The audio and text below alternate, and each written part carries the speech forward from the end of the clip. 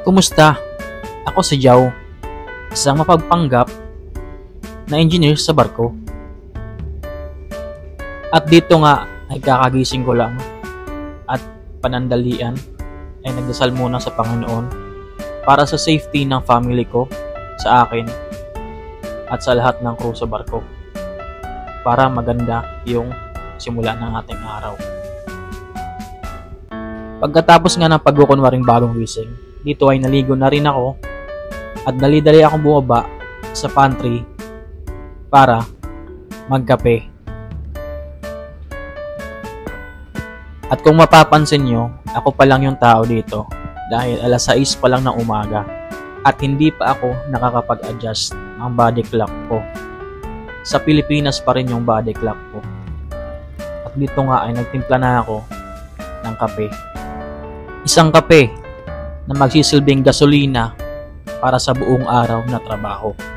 Kaya hali kayo, samahan nyo ako.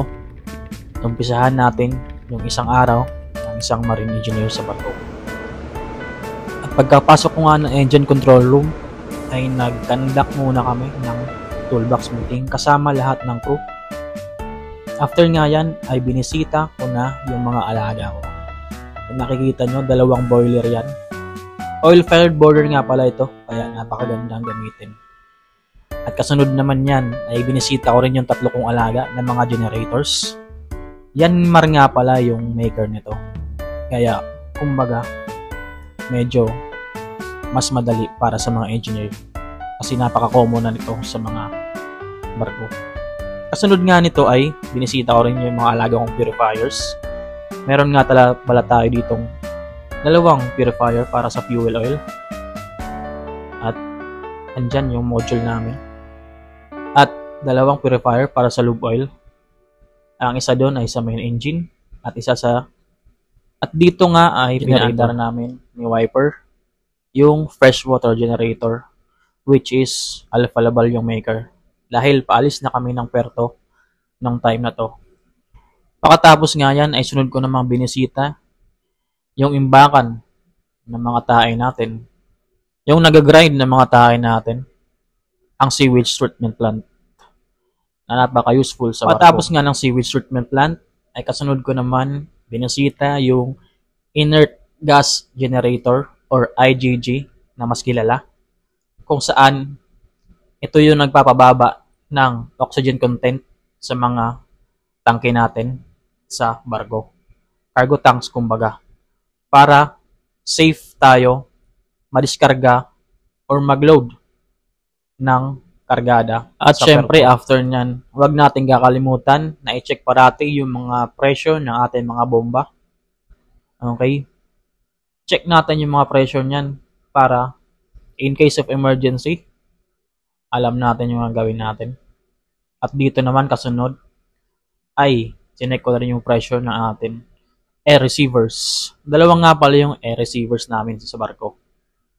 At yung starting compressor namin, chinek ko nga pala yung oil niyan dahil madalas bumaba ito dahil parating naka-service. At ito naman yung starting compressor namin na naka-standby. At dito nga ay chinek ko na rin yung AC compressor natin or air conditioning system compressor. Para naman maganda yung tulog. After nga ng air conditioning system, ay binisita ko na rin yung steering gear system natin. Which is matatagpuan nyo sa aft part ng barko.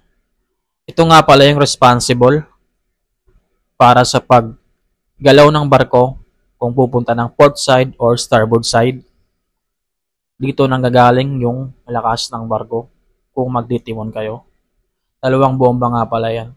At syempre, magpapahuli ba naman yung main engine natin, which is 4-stroke na napakaswabe, less maintenance, at malakas yung power. At syempre dito, binisita ko na rin yung mga pumps natin, say water pumps. Check nyo yung suction at pressure syempre. Yung LT cooler natin, which is responsible sa pagpapalamig ng HT cooling system natin. Dahil dito nga sa barko, ay naka-central cooling system kami. At syempre, check nyo rin yung mga bomba nyo. Yung LT pumps nyo, yung pressure at suction ng discharge. At syempre sa pag-iikot nyo, check nyo na rin yung differential lube oil pressure ng and lastly, chinek ko na rin pala yung shock generator natin. At dun lang muna magtatapos yung vlog natin. Abangan nyo yung next part ng vlog natin.